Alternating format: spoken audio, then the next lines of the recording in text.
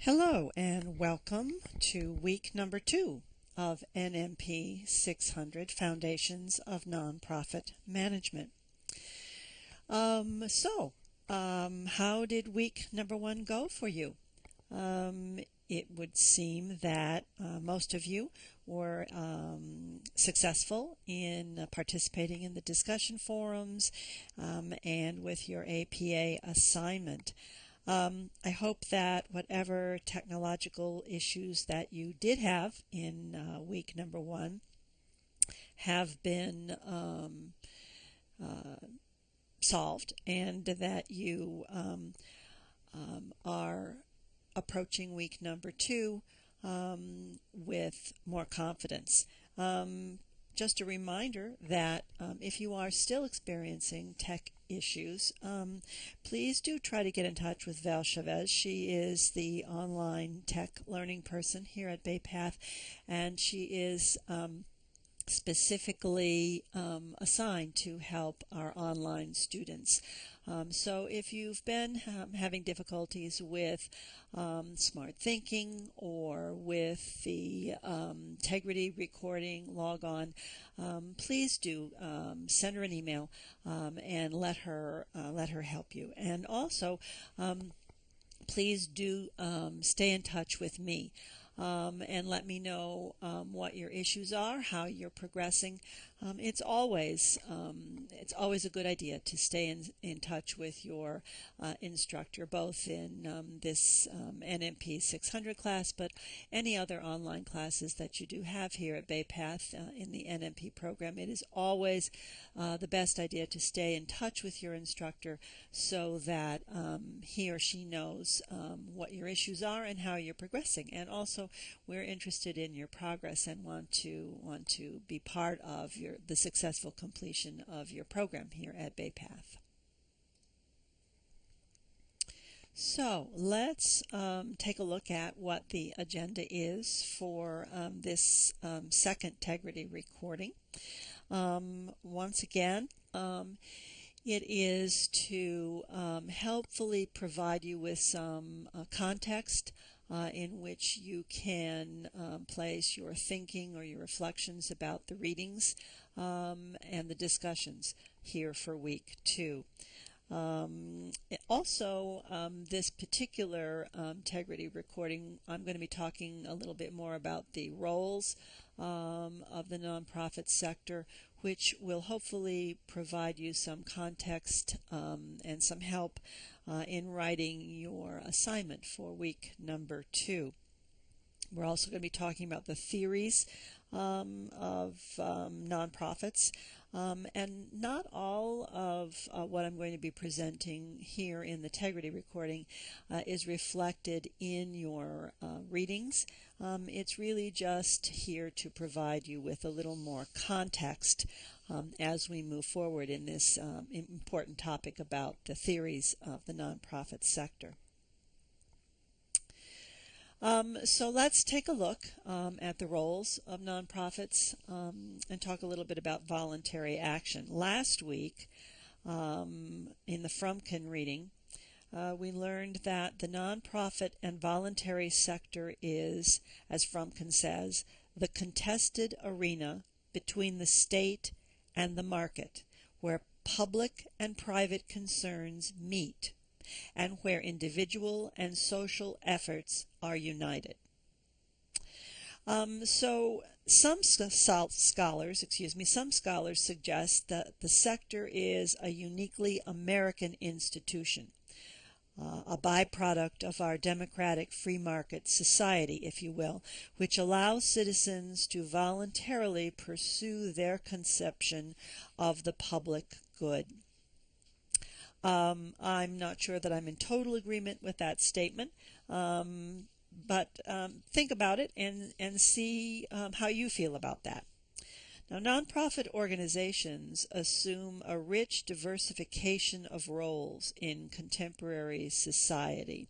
Frumkin describes the various roles of nonprofit organizations in American society and identifies both an instrumental and expressive rationale for explaining why such organizations exist. Frumkin categorized organizations based upon their response to either demand-side or supply-side conditions in society, and he outlined a framework containing 4 quadrants, which you see here in the graphic in front of you: service delivery, social entrepreneurship, civic and political engagement, and values and faith. And he says that these 4 quadrants are an attempt to explain why nonprofits and indeed the third sector itself, why they exist. Various disciplines can be brought to bear in understanding each of these roles. For example, the service delivery function includes the provision and necessity of direct services, often delivered by nonprofits under contract with either state and or federal government.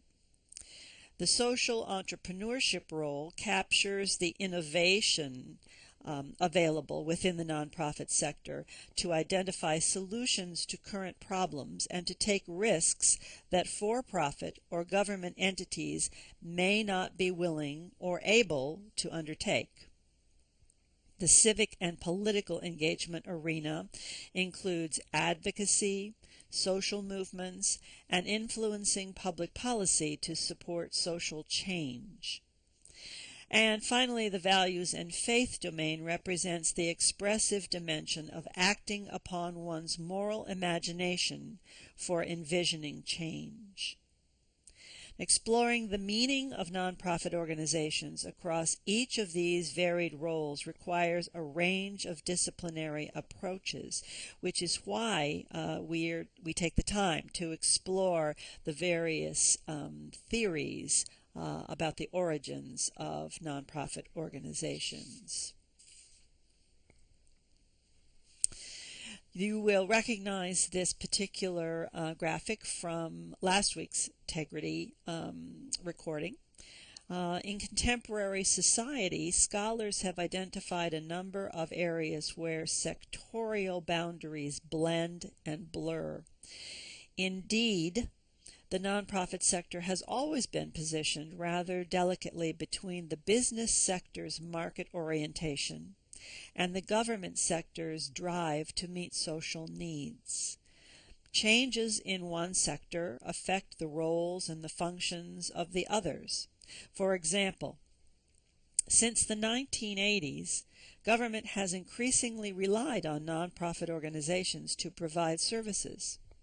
At the same time, nonprofits have become increasingly reliant on government funding to carry out their missions, especially in the human and social services subsector. The implications for nonprofit organizations specifically and society in general are still largely unknown. Government resources may allow nonprofit organizations to be more true to their missions, but they may also hinder their supposed independence. The 3 failures theory, which I will describe in just a moment, provides some theoretical background for this phenomenon. So the question we set out to answer in week 2 of NMP 600 is, how do nonprofit organizations emerge, and what economic, social, and political forces bring them into being?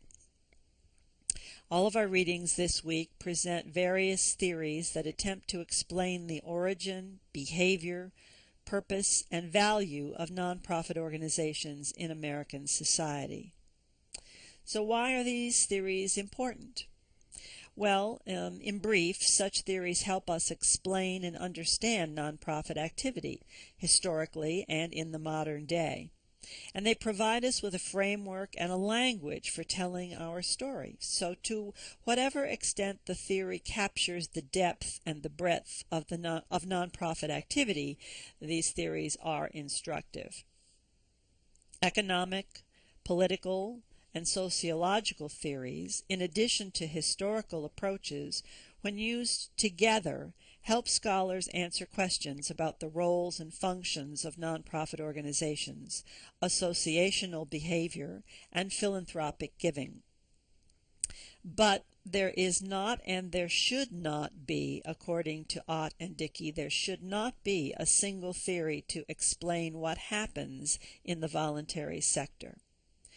Indeed, according to Ott and Dickey in 2012, quote, there are and need to be many theories to explain and predict how nonprofit organizations with different organizational purposes, structures, cultures, and environments will act under a variety of circumstances.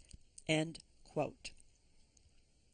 And in the graphic you see here, the text, The Nonprofit Sector, this research handbook, edited by Powell and Steinberg, is fast becoming one of the Bibles, if you will, of the nonprofit sector. And last week, in week number 1, we did read the chapter from Peter Dobkin Hall, and it came from this volume, and you will find in our supplementary readings scattered throughout the course, many supplemental readings will come from this nonprofit sector handbook. So let's take a look at these 3 failures theory. Economic theories are among the richest theories because they have been around the longest. They are divided into 2 categories. Role theories explain why the sector or nonprofit organizations exist, and functional theories explain how and why nonprofits function as they do. Most prominent in nonprofit and philanthropic studies is this 3 failures theory, which brings together the early work of Weisbrod, Hensman, and Salmon. Now, the theory describes government, market, and voluntary failures. Economic inefficiencies by one allows opportunities for one or the other, according to Steinberg. First, the commercial market might fail due to inefficiencies in provision of goods and services due to under-provision of collective goods or over-exclusion of public goods, according to Weisbrod. The contract failure, a subset of the market failure, takes place when consumers cannot judge the quality of the service or the goods, and therefore they fear being cheated because of information asymmetry.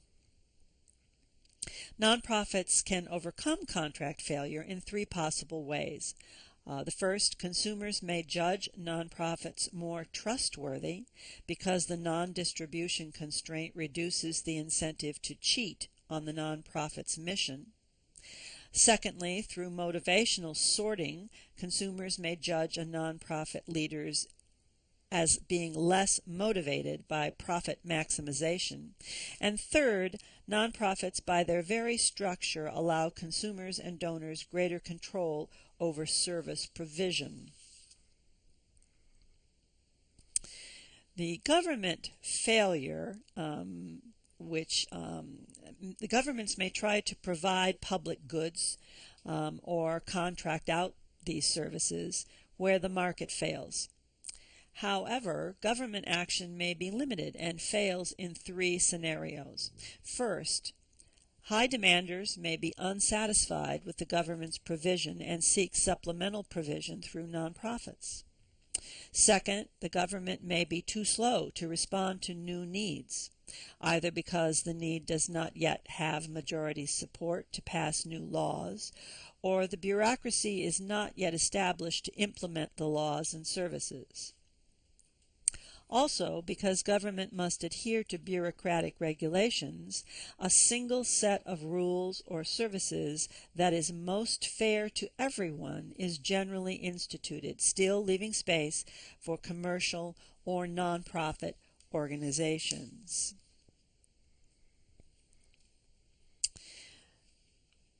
In either government or market failure, nonprofits may step in to provide services. However, they too are susceptible to failure. Voluntary failure, as developed by Salmon, happens in four instances. First, philanthropic insufficiency occurs when charitable contributions are not enough for nonprofits to meet the public needs. Most often, this is a result of free riders who benefit from the public good but do not pay for it. Particularism is a source of failure when nonprofits are too focused on serving a tight-knit group, such as an ethnic, religious, neighborhood, or interest group. While this may solve the free rider problem for the group's members, it may lead to gaps in coverage and/or duplication of services. Philanthropic paternalism happens in cases where services are provided based on the patron's perception of needs rather than on the client's real or actual needs.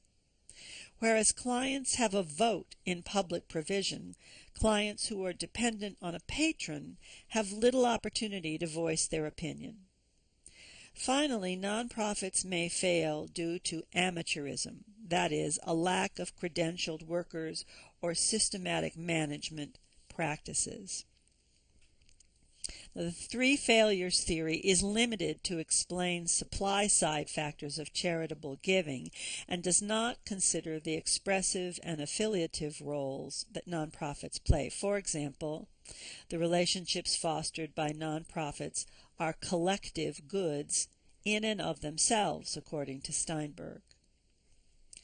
Despite its limitations, understanding the three failures theory moves us towards a complete theory as an integrated approach in which all the various pieces are mutually consistent and jointly establish the respective roles of each sector.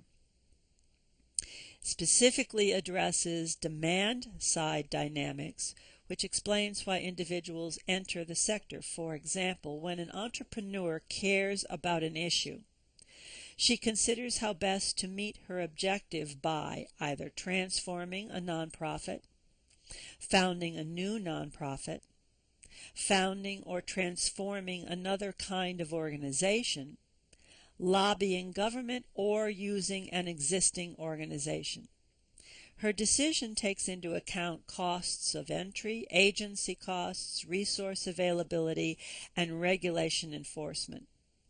In the case that the entrepreneur chooses to create a nonprofit, she invests initial funds, adds donations by others, and devotes the total amount to the collective good.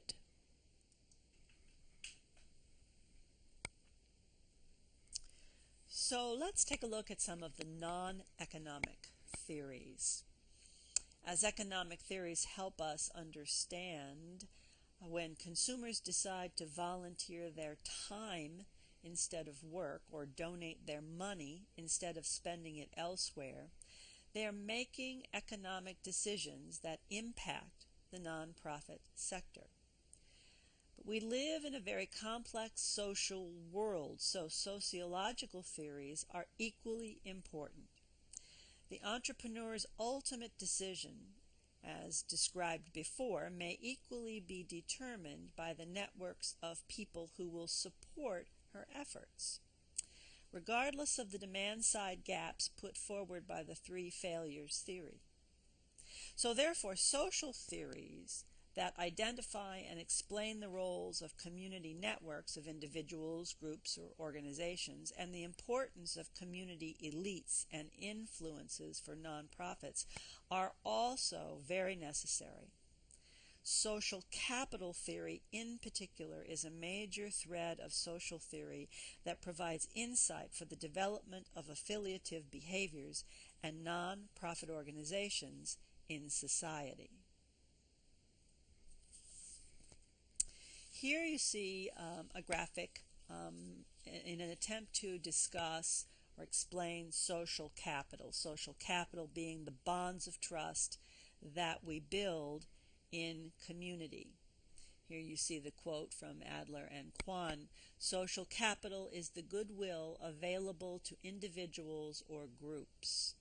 Its source lies in the structure and content of the actor's social relations. Its effects flow from the information, influence, and solidarity it makes available to the actor. So, why is this important? Where does one gain or create social capital? According to Robert Putnam, in his book Bowling Alone, quote, social capital can thus be simultaneously a private good and a public good. Some of the benefit from an investment in social capital goes to bystanders, while some of the benefit from an investment in social capital goes to the immediate interests of the person making the investment. For example, service clubs like Rotary or Lions mobilize local energies to raise scholarships or fight disease, while at the same time they provide members with friendships and business connections that pay off personally. So you can see it's not just that you're a member of a group or that you have a lot of Facebook friends. Research suggests that it is the extent of intensity of participation, the content of what happens within the membership or the group, and the amount of time spent participating may in point of fact be more important in understanding how social capital is developed. It's really kind of the chicken and the egg problem, isn't it? Participation causes more social capital, or is it equally plausible that individuals with more social capital are more likely to participate in associations? The direction of the causality hasn't really clearly been answered yet by the research. Social capital may also help us understand philanthropic giving. Brown and Ferris, for example, using individual level analysis, found that social capital matters for religious and secular giving and volunteering. Associational relationships increase connections and embed individuals in relationships where one is more likely to be asked to give. They found that, quote, for charitable giving to religious causes, religiosity is by far the most important avenue for generosity. For secular giving, network-based social capital is the biggest contributor. For volunteering, stocks of norm-based social capital are most strongly related to the respondent's level of participation, end quote. So this research suggests that studies without social capital variables may overstate the direct impact of education on giving. For fundraisers, this research confirms the very important message that connecting individuals to organizations in meaningful ways encourages charitable giving. Berger and Newhouse defined mediating structures as those organizations that come between the individual and megastructures such as large corporations and government. These mediating structures, examples would be families, neighborhoods, religious institutions, and voluntary associations. These mediating structures help shape cultural values in a positive way and thus should be encouraged by government policies.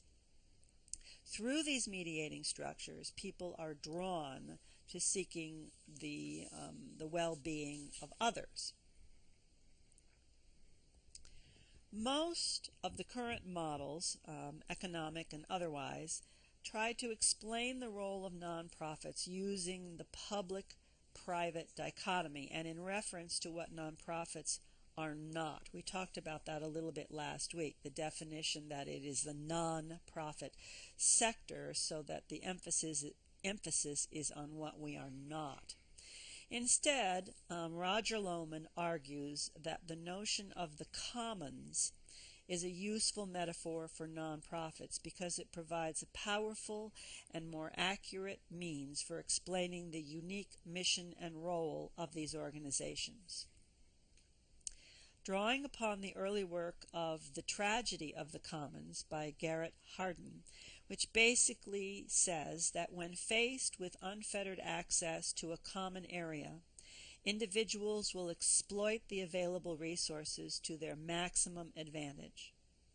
Lohman suggests that when nonprofits enter the picture, the outcome is a much more positive one. According to Roger Lohman, when nonprofits are part of the picture, they help to stimulate a more positive response to pooled resources and values, resulting in the creation of networks of relations, generations of trust, and the definition and establishment of equitable and just policies and procedures for allocating without exhausting scarce resources. While I do agree that Lohman's theory is confusing and may lack some internal consistency, at the same time, if you really reflect upon it, it resonates because of all the theories advanced to date, Lohman's theory of the commons is the most broadly inclusive and takes us the furthest, I believe, in describing who we are and what we do, where we have been and where we are going. And can one really ask for more from any single theoretical framework? And finally, let's take a quick look at the social origins theory. Now, the social origins theory put forward by Anar and Salomon in the mid-1990s helps explain variations of nonprofit voluntary sectors internationally. It argues that nonprofit sectors develop in size and scope due to various historical and political developments in each country. And in order to understand nonprofit sectors in comparative perspective, we must account for the specific social origins in each country. So Anar and Salomon defined 4 models of nonprofit development as part of the social origins theory. First, there is the liberal, which means less government provision of social welfare and a larger nonprofit sector. And that's most seen here in the United States. Social democratic, which entails extensive government provision for social welfare and a limited nonprofit sector, and that is more often seen in Europe. Corporatist, which is significant government funding of social welfare and robust nonprofit sector. And finally, statist, which is limited government and nonprofit social welfare. You will find the Anar and Salomon chapter in the supplemental readings this week, and I encourage you to take a look at them. All right, so let's take a final look ahead here at week number 2. This week you once again have the discussion forums, and this is the first week where the discussion leaders will be functioning. So please make sure that you know which week you have signed up for as a discussion leader. And whether or not you are assigned to week number 2. Also, this particular week, one of the discussion forums is there will be individual assignments, and each student will be assigned to one of the Salmon chapters, and your responsibility will be to thoroughly read that particular chapter and post about it in an attempt to explain it or teach it to your fellow classmates. And then you'll all be reading each other's posts, and that will be how you will access that material for the week. Please remember that in each of the discussion forums, your initial post should attempt to fully address the question asked. And you should be able to do so in 250 words or less. But please do try to fully address the questions. The assignment this week, the skills building assignment number 1, addresses the issue of the purpose and the value of nonprofit organizations, and you're going to be doing an analysis of an individual nonprofit organization of your choice and explaining why it exists, using one or more of the theories that you'll be reading about this week. You'll find the most detailed discussion in the Frumkin text, but there's also more detail in the supplemental readings for the week. So please do remember when you are writing this particular paper that APA format and citation counts. So make sure that you are including a title page, running head, a separate page for your references, and that you are using correct APA format in your in-text citations as well as those on your reference page. Also, there is a classmate quiz this week, and this is in an attempt to for you to get to know each other. Many of you will be moving through the NMP program together, and you will find that in various classes you will find and recognize classmates from previous classes. So it's good to begin to get to know one another. Also, you'll be forming a network, which I hopefully will live beyond the NMP program and will serve as a professional network for you throughout your career. Take a look in the student lounge section of the modules, and that's the place where you can have the conversation and ask the questions to get the information necessary to complete the classmate quiz. And finally, this week, I'm asking that each of you sign up for a time to speak with me. I'm interested in getting to know you just a little bit better personally, and also that will give you an opportunity to let me know how you're doing and where your challenges are and how I can help you. There is a sign-up page in the week 2 module, and I would ask that you sign up for one of those times early in the week, because the assigned times, the available slots, begin on Wednesday night and continue into Thursday. So please do sign up for that. And I look forward to speaking with all of you. So that's it for the look ahead at week 2. Let me know how you're doing. Be sure to stay in touch with me. Remember, my cell phone number is 845-380-0155, and I really look forward to speaking with each one of you individually this week. Thanks a lot, and we'll be seeing you online in the discussion forums.